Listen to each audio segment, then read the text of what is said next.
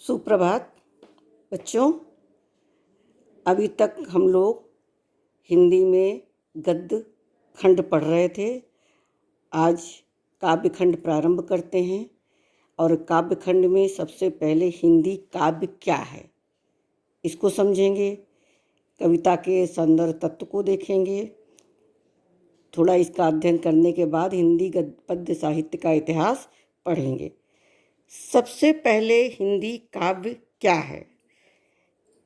काव्य उस छंदबद्ध एवं लयात्मक साहित्यिक रचना को कहते हैं जो श्रोता या पाठक के मन में भावात्मक आनंद की सृष्टि करता है, यानी भावात्मक आनंद को उत्पन्न करता है। और कविता में कुछ बाह्य तत्व हैं जो तो कुछ उसमें आंतरिक तत्व भी हैं। बाह्य तत्व कौन कौन से हैं? शब्दों की लय, तुक, छंद, शब्दों की योजना, भाषा, अलंकार तथा और आंतरिक तत्व क्या क्या हैं? व्यापकता, कल्पनाशीलता, रसात्मकता, सौंदर्य बोध एवं भावों का प्रकटीकरण। यानी दो प्रकार के तत्व हैं, बाह्य तत्व और आंतरिक तत्व।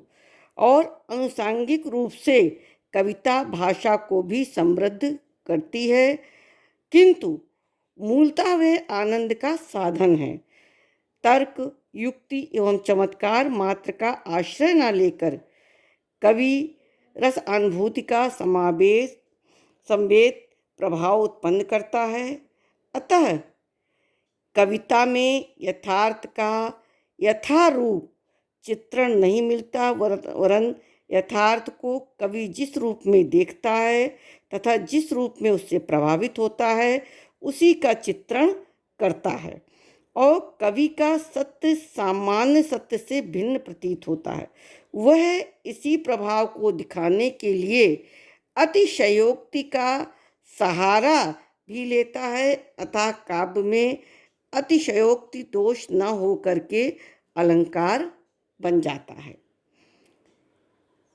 कविता का जो विषय है वो क्या होता है? मूलतः मानव होता है। मानव जो या कवि जो पशु पक्षियों और निसर्ग का वर्णन करता है तब भी वे मानव की भावनाओं का ही चित्रण करता है। कविता और संगीत का आपस में घनिष्ठ संबंध है। कविता छंदबद्ध रचना है और छंद उसे संगीत प्रदान करता है।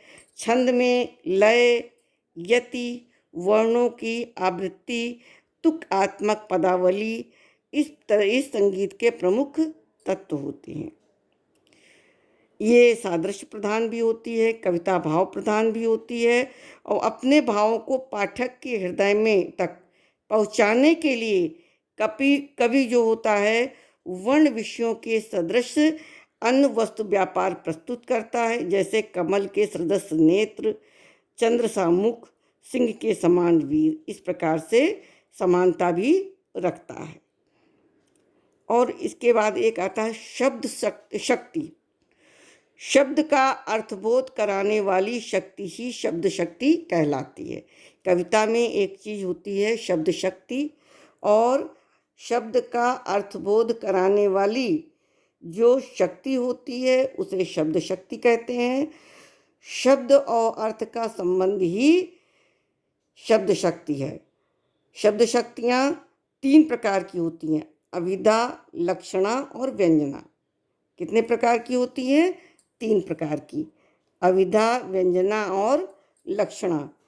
अभिधा मुख्यार्थ का बोध कराता है। मुख्यार्थ से में बाधा होने पर लक्षणा का आश्रय लेना पड़ता है और अंत में व्यंजना में अर्थ मिलता है। तो ये है इसकी शब्द शक्ति। फिर कविता के सौंदर्य तत्व, ये कौन कौन से हैं? कविता के सौंदर्य तत्व हैं भाव सौंदर्य, विचार सौंदर्य, नाद सौंदर्य और अप्रस्तुत योजना का सौंदर्य। ये 4 तत्व होते हैं।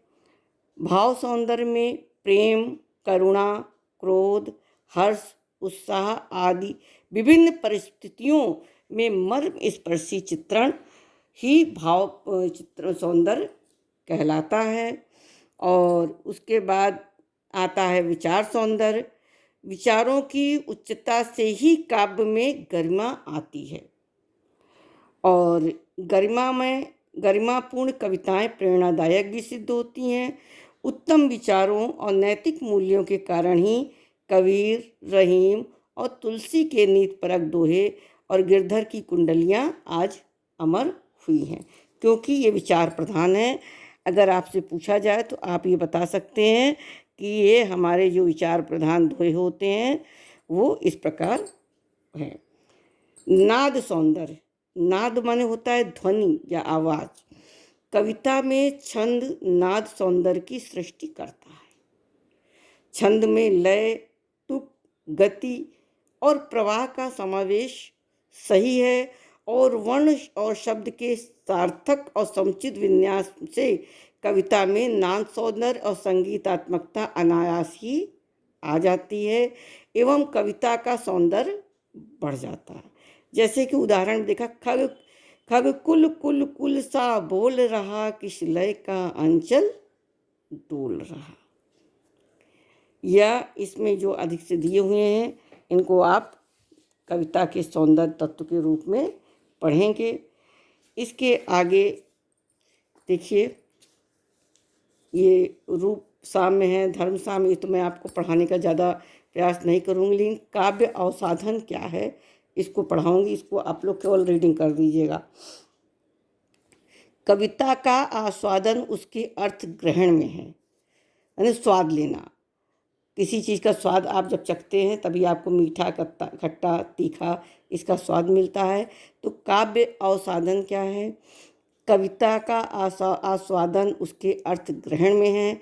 अतः पहले शब्दों का मुख्यार्थ समझना आवश्यक है और मुख्यार्थ समझने के लिए अन्वय करना भी आवश्यक होता है, क्योंकि कविता की वाक्य रचना में प्रायः शब्दों का वह क्रम नहीं रहता जो गद्य में होता है।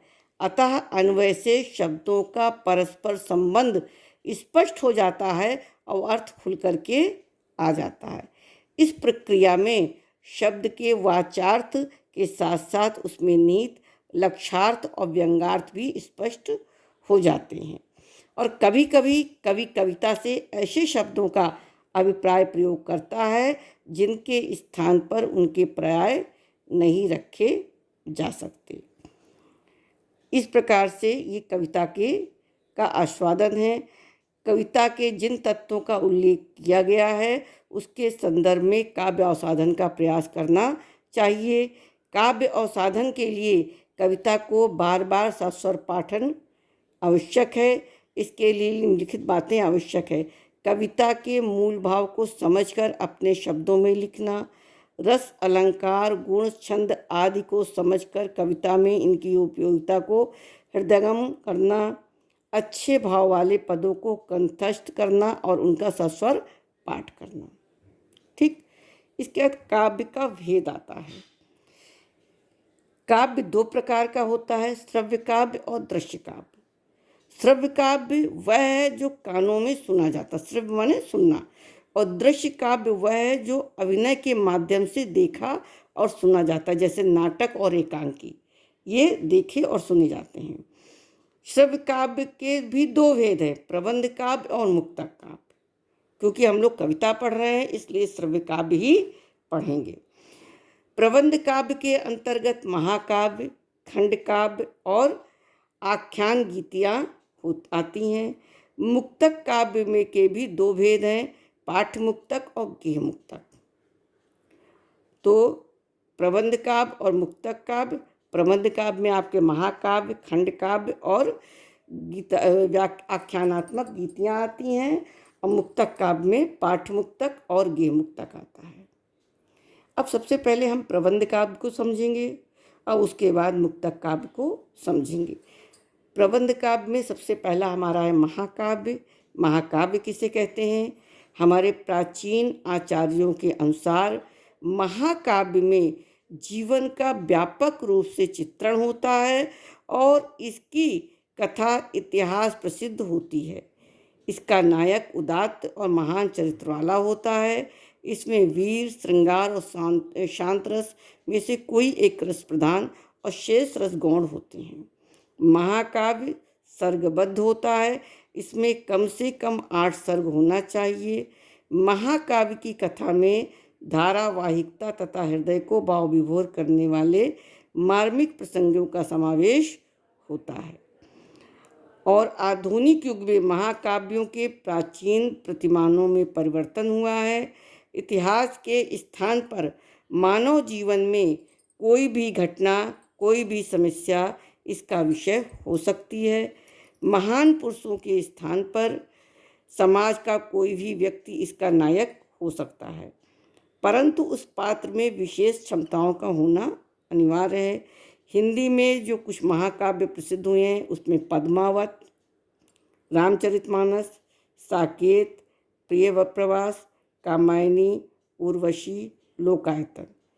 पद्मावत जयसी का है, रामचरितमानस तुलसीदास का, साकेत मैथिली शरण गुप्त का, प्रियप्रवास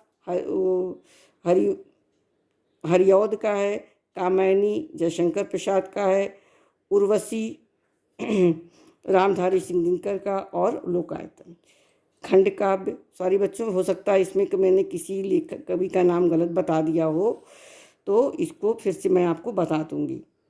फिर खंड काव्य है।